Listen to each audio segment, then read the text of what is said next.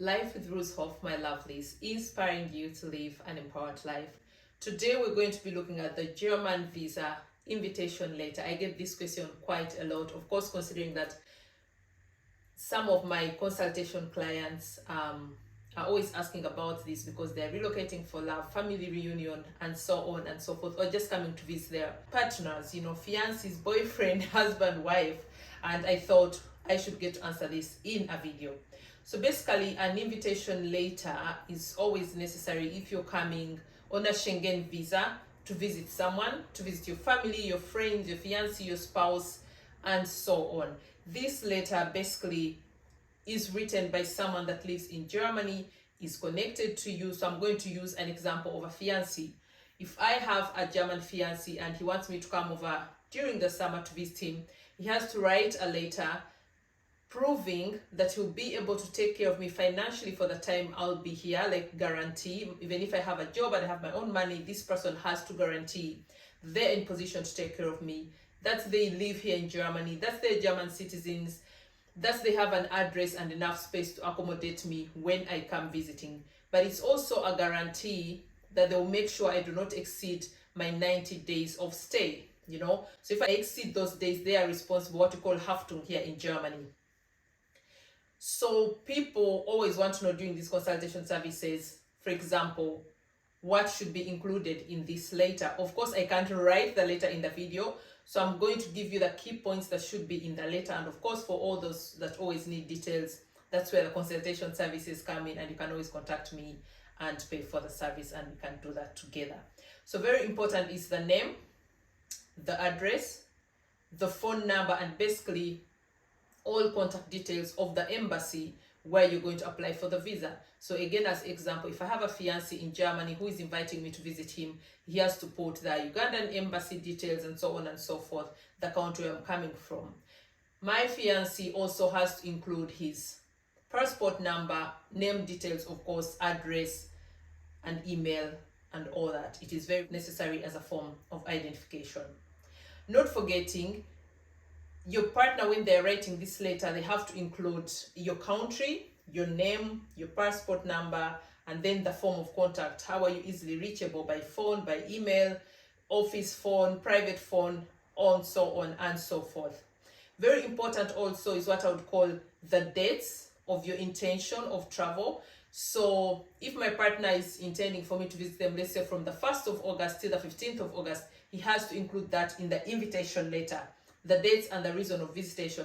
My most recent client, I'll give you an example, was a fiancé.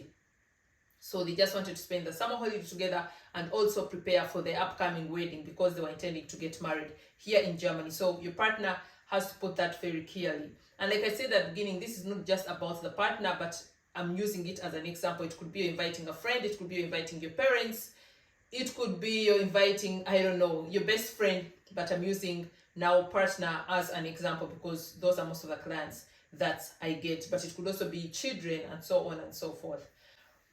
So the details of your travel, where you're going to be staying, that is very important. So that is what we call the itinerary is also going to come in, itinerary of the visit. Very important to keep in mind, you don't have to buy a ticket yet. You don't need that as evidence of the itinerary. The itinerary is self-written, so you're going to write, I'm going to travel from Uganda on the 1st of this date with this airline. I'll arrive, let's say, in Munich. My partner will pick me up. We'll drive to this area in Munich. That's where we're going to stay. We're going to be staying there for the first 2 weeks. And then the 3rd week, we're going to travel to, I don't know, Berlin for a short trip. Like, you really have to put all the details. And that is what your partner has to put in the letter, or the person inviting you. That is the invitation letter we're talking about. Very, very important is the health insurance for the time that you're going to be here. It should be able to cover eventualities of at least 30 million euro.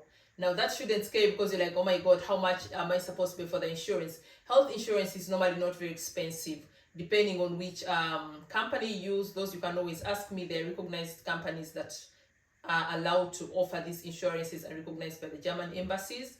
But it can start or range from between 200 and endless, depending on what kind of insurance you have. But it's not that expensive, but very important when you're booking that insurance, you should make sure that it's able to cover at least 30,000 euro of eventualities. You become sick, you get admitted, and so on and so forth. Definitely attachments to prove your relationship. My most recent client, like I said, it was fiancé situation, not yet married. So you may ask yourself, and that's what she exactly asked me, her and her partner, what kind of evidence do we send if you're not married? And then you have to send emails, you have to send pictures. If you've been on holiday before together, you can send the evidence of hotel bookings. If your partner has ever been to your country to visit you, he can put evidence of those, trips to come and visit you. Those are things that you can prove because you don't have any like certificates if you're married. So that is also proof enough, and don't undermine it, because if you don't put it, there's also a possibility that they get to doubt you. So you really want to make sure that you put those details for them to be considered. If you're married, of course, marriage certificate. If you're inviting a child, birth certificate. If you're inviting your parents, you have to show proof of connection. Definitely you always have to show proof of the relationship for it to even be considered, and that is very, very important. I wrote down other things that you should also consider. Definitely, like I said, partner must show proof of funds. Partner must show evidence of German citizenship, or that they are German residents. Proof of your relationship, that one I've said, so keep those things in mind.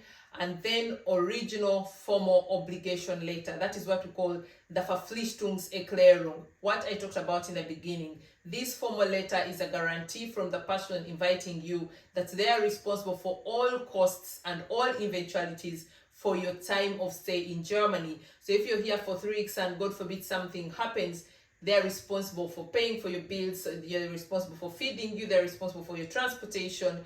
Should you go under the radar, do anything out, oh, that's stupid, because if someone invites you, why would you want to put them into trouble? Then they are also responsible to make sure that they get to find you, because you're not supposed to overstay your 90 Schengen visa days.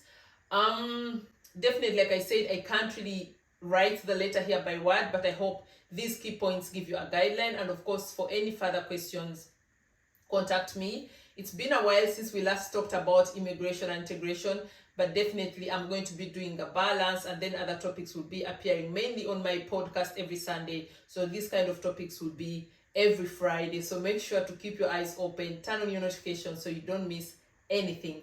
And of course, for any questions, for any guidance, and all inquiries, always DM me either on my Facebook or Instagram. I'm by Ruzhoffs on all social media channels: Facebook, Instagram, TikTok, Twitter, Snap, and Threads.